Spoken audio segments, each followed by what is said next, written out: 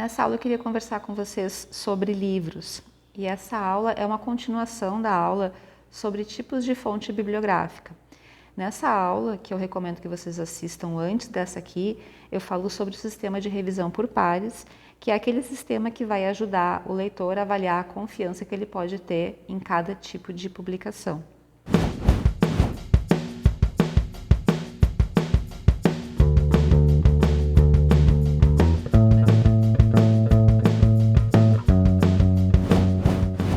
Bom, antes de começar a falar sobre livros e até para embasar o que eu quero comunicar para vocês, eu acho que tem que contar um pouquinho de história, que tem muito a ver com a popularização da internet. Então, antes da popularização da internet, era muito difícil publicar um livro, porque os custos eram muito altos.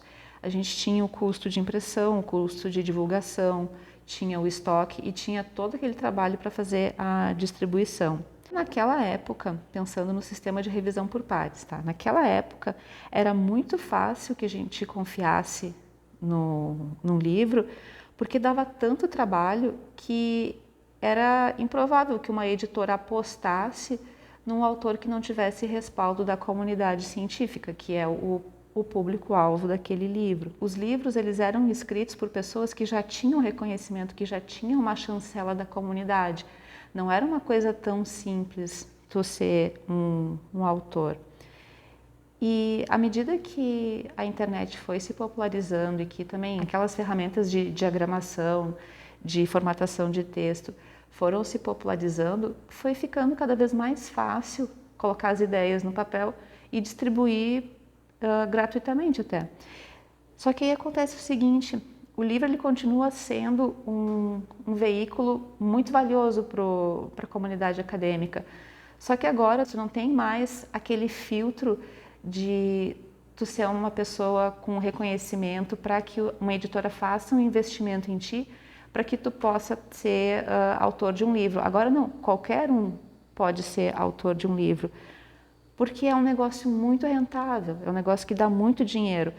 Porque as editoras podem te oferecer a um custo muito baixo a publicação do teu TCC, da tua tese, da tua dissertação e publicá-las gratuitamente no site da editora, na internet.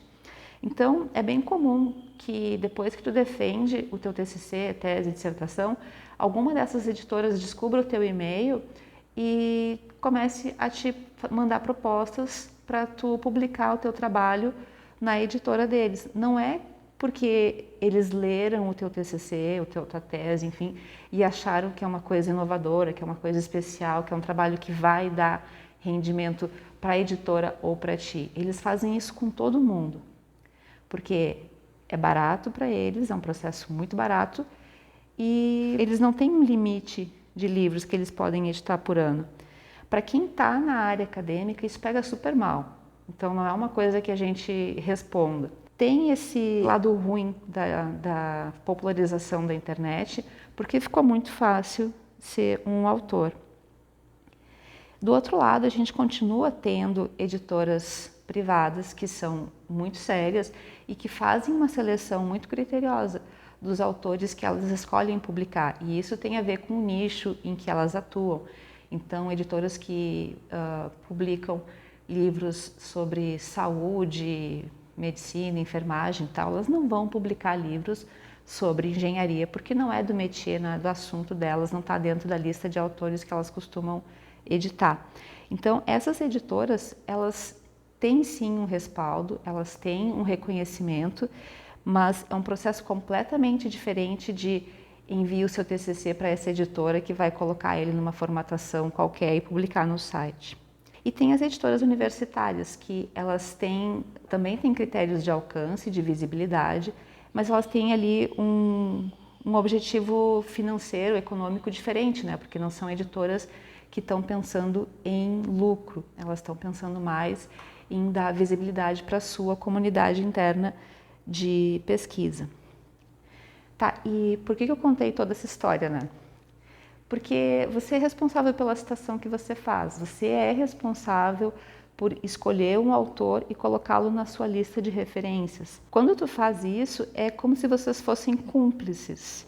Então, se tu acha que tu não tem condição de avaliar aquela obra, se tu não consegue te sentir em condições de assinar embaixo aquilo que o autor falou, talvez não seja interessante colocá-lo como referência no teu TCC, porque é muito difícil avaliar a revisão por pares de um livro.